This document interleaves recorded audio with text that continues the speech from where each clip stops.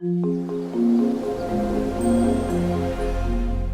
guys, welcome back to my channel. I'm Dina, this is Creative Minds Homeschool, and today I'm going to share with you my pros and cons of homeschool co-op. Okay, so I'm going to share with you 5 things I love about co-op and 5 things I could really part with about co-op, or just that I don't like about co-op. And this of course applies to my homeschool co-op experience. You may have a completely different one, or you may never have gone yet and you won't know until you try. This is just my take on it for whatever it's worth. I'm gonna start with my cons, and yeah.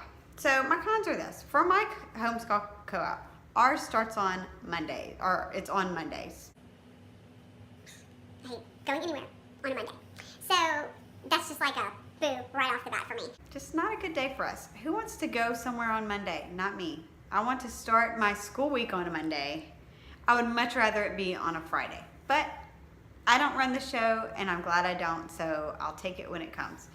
All right, number 2 is it's hard to start our week after Monday. It just historically has been the day after a co-op Monday is just extra special at our house. Get a lot of lack of cooperation going on. It's a struggle. Now, that said, this past week was like our best homeschool week ever. And it was started on the Tuesday after a co-op Monday.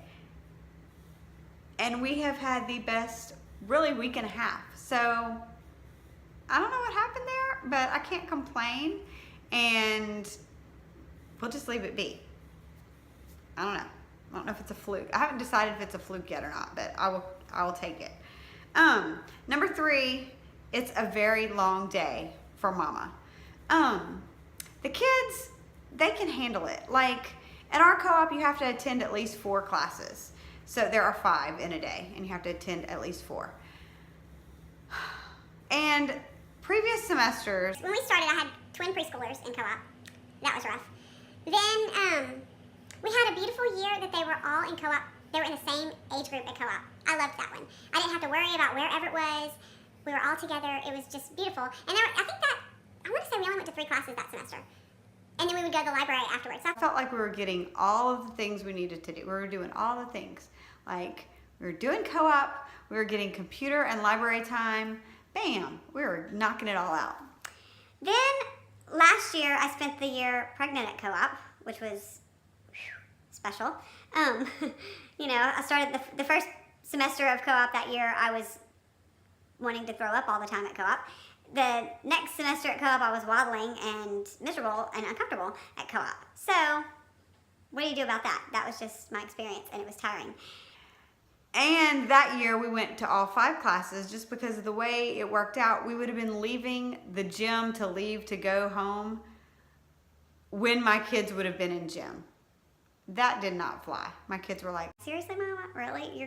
They're like, Mama, we came to play with our friends. It's play with your friends time, and you want to leave? So I was like, okay. I had to sign them up for gym even though I had planned not to go to that class. Whatever. so we ended up staying, and it worked out, but it was just a long day. Let's see. My number 4, which actually is really top of my list, for me and for the kids, is friend turnover. You know, you make those really good friends sometimes, for me and for the kids. You get used to seeing your people, and then for whatever reason, your people the next semester just decide not to come back.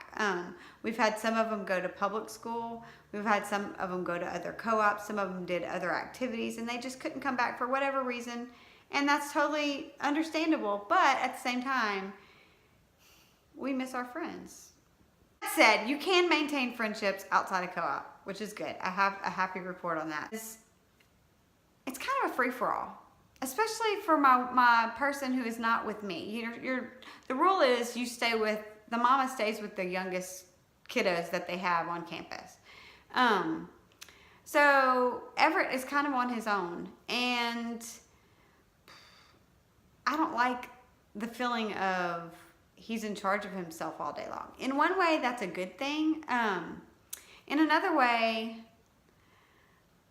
I've taught classes where you have the kid whose mama's not in there, and it's usually those kids that aren't walking the straight and narrow line. So I'm always like asking the people that teach his classes, was he behaving? Did he do okay? You know, what happened in there? And sometimes I'll try to pop up in his classes just to check out for myself how the behavior's going, what's going on. Fighting baby at co-op. Adding a baby to co-op dynamic has been super, super special. She needs naps. She's young enough where she takes lots of naps. She takes at least three to four naps a day still. And, you know, mama needs every bit of that nap time to happen and to be good. And at home it happens. And at co-op it's a cat nap. And it's just kind of, we're off the whole day. It just, it makes me tired because it's like I know what she should be doing and what she likes to do and what works for her. And that's not what happens at co-op. And so it just, you end up with a tired, cranky baby and a really tired, cranky mama when it's all said and done. So those are my cons. My pros are these. First off is friendships, because that is the main way we make homeschool friends. And whether they stick around for co-op or not, the next semesters, we have Facebook friendships going on. We have get-togethers that we can get together with. So it's like, even though I'm not seeing them as regularly, I like that the ones that I really bonded with and made friendships with, we're able to maintain a friendship outside of having them at co-op. Though we really miss having them at co-op, you know, it is what it is. Okay, number 2 on pros is just that great social interaction they're getting. Social feedback, you know, like when you're in a homeschool setting with just 3 big kids, it's a very limited window of what is appropriate, what is good and right, because they're siblings, and y'all know sibling rivalry. It's on at my house. I don't know about your house, but no matter how much we character train and we're trying to teach them how to resolve conflict and be kind and use kind words and whatever. The concept has not been grasped at this house yet. We're working on it still. Mama's still working on it.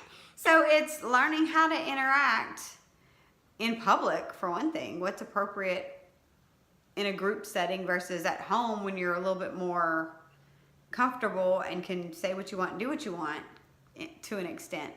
It's learning how to interact with others as far as in a group setting, which that's another one of my things is group learning. But it's just social interaction, making friendships, learning socially appropriate behaviors. I think it's good. Number 3 is enrichment. I like that they're getting PE and art, just some of those classes, music, we've done music before. Classes that are just enriching to your education, I think that's good. Number 4 is group learning.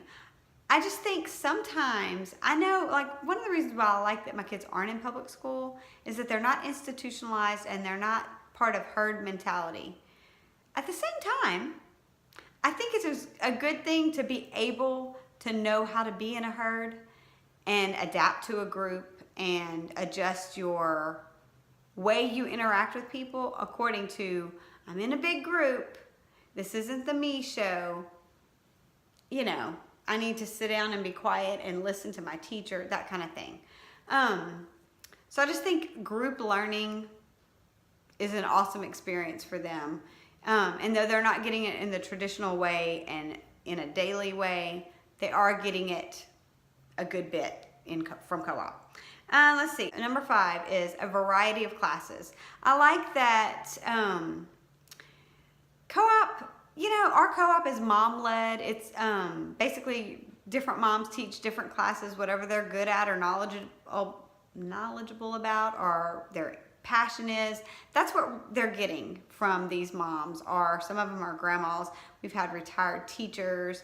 We've had different kind of teachers, but it's just a variety, and I like that. I like that there are some staples that stay the same too, like gym and the Lego class for Everett, his age group.